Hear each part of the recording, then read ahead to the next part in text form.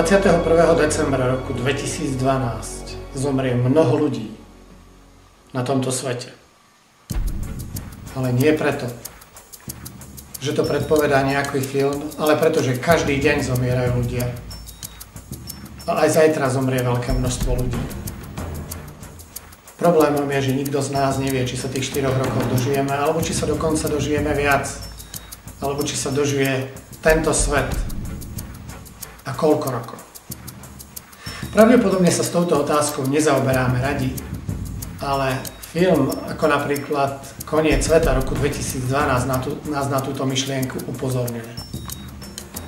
A tak si dávame otázku, čo s tým? Je to naozaj pravda?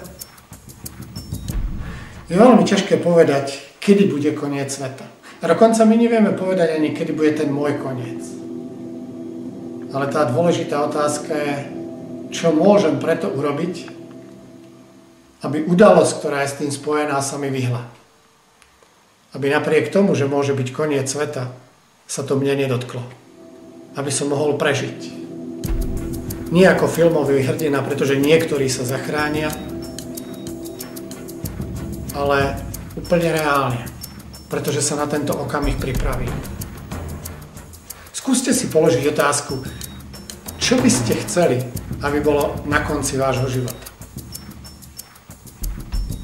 Pokiaľ si chceme položiť takúto otázku a seriózne zodpovedať, mali by sme si aj povedať, a čo preto môžeme urobiť. Je nejaké riešenie, ktoré hovorí, že koniec sveta je možné prežiť tak, aby sme zostali ďalej existovať? V rukách mám knihu. Táto kniha o tom hovorí. Táto kniha hovorí o tom, že bude koniec sveta. A dokonca táto kniha má oveľa lepšiu správu. Hovorí o tom, ako každý z nás, nielen jeden hrdina, ako každý z nás sa môže koncu sveta vyhnúť. Ako prejsť do novej reality. Pretože Boh sa vráti, aby nás voviedol do nového sveta. Aby nám dal novú šancu. To je správa, ktorú vám chce Biblia povedať. Myslím si, že by ste túto knihu mali čítať. Je oveľa dôležitejšie ako filmy o konci sveta.